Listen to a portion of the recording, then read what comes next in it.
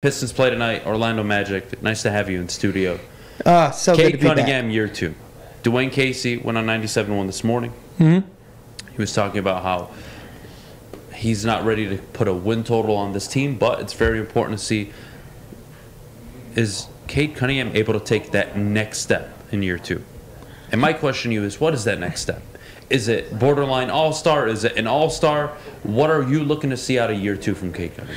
Well, year 2 is all about, this is officially Cade Cunningham's team. Last season was kind of the transition. It was the beginning of Cade's rookie year. You know, he was still kind of coming in, finding his role. In the middle of the season, Jeremy Grant goes out. Cade Cunningham becomes the #1 guy in offense. You know, now this year, he is the franchise player. There's no mistaking it whatsoever. Bojan Bogdanovic, he came in and knew that day one. So this year is about him coming in and being a leader on both ends of the court. I think it's about establishing his presence on the offensive end, continuing to grow. He went and added 15 pounds of muscle this summer as well, and puts him at about 225 pounds.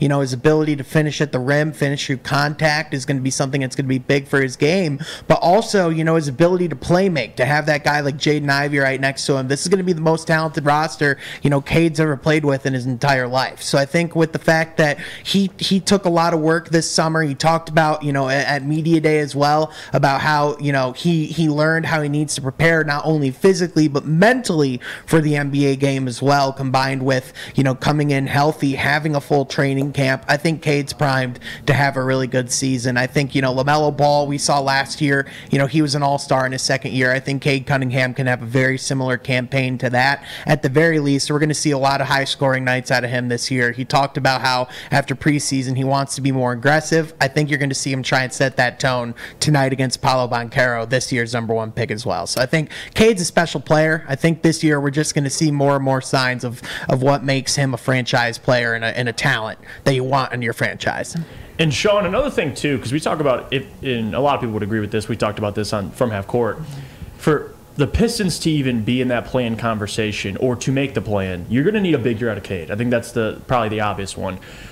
What do you need out of Cade? Because let's break it down. Just to say it, well, we need a big year out of Cade. What does that look like? Because you brought up LaMelo. LaMelo takes that next step, makes the all-star team as an injury replacement, and the Hornets improve as well.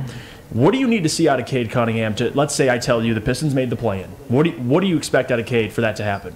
Well, it'd have to be on both ends, Jeff. He'd have to be able to come out and obviously, you know, let's start with the first one. He'd have to be a 20-plus point a game scorer. He'd have to put this team on his back offensively, be able to come out and, you know, do it in every facet on the offensive end. It's not just with his scoring, it's with his playmaking as well. He would need to be able to put other guys, you know, in positions to succeed. And you know, in this league, it's not just about being able to play at all-star level yourself. It's about being able to make the other guys around you better. And so for Cade, that would be the position he'd have to be in. He'd have to be able to put guys like Jaden Ivey in a position to succeed and score on a regular basis. He'd have to put the team on his back and be able to play on the defensive end, make stops, and guard some of the best players and, you know, shut them down on certain drives. I think that's going to be the big thing, is not only are they going to need that leader on the offensive end, but they're going to need that captain on the defensive end as well. Losing Jeremy Grant, it's no longer so obvious who's taking your #1 assignment on the defensive end each and every night. So I think overall for this team, in order for them to set up and do and get the goals that they're setting out for this season, not only are they going to have to step up and see Cade consistently do it on the offensive end each and every night, they're going to need that anchor on the defensive end too. Well, I think that's what Killian Hayes is for. If he takes that next step offensively this year, he'll get a lot more minutes.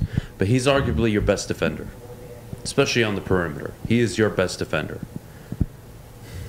Where I'm at with this team, and Cade, I think he'll be a borderline all-star. I'd say 22, 6 and 6, something along those lines. 22, 5 and 5 maybe. But I still think it's a 50-loss team. I think 32 and 50 is probably the realistic ceiling for this team. I don't see 41 wins, 38, 39. I don't see them approaching 500. I don't. Am I off?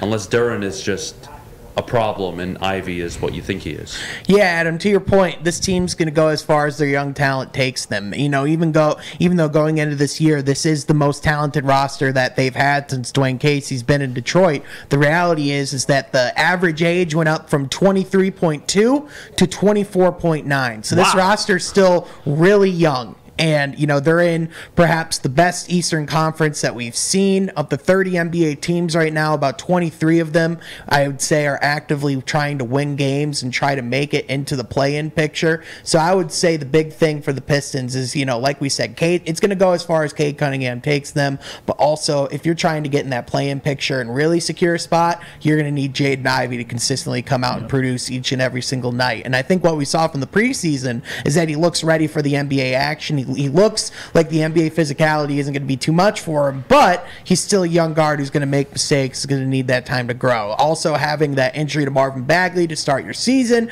kind of also puts the Pistons behind the 8 ball a little bit. Yep. So listen, the Pistons they're going to have times where they're going to struggle. They're going to have times where they're going to grow. They're on the defensive end, not everything looks perfect right now. They're going to have to evolve on that end if they're going to want to be near a 500 team, to your point, Adam. But overall, you know, there's a lot of reasons to be hopeful. There's a lot of reasons to be optimistic. And, you know, quite frankly, you know, the Pistons can, you know, come out and exceed expectations. You know, having said that, I think the goal is this year to get over 30 wins. Take that next step. Put yourself in a position where, you know, you're close to the play-in by the end of the year. Play competitive, important basketball so that going forward, you know, with this upcoming offseason, when you have $80 million in cap space to work with and also another potential swing at the draft lottery, I think the Pistons are going to be just fine.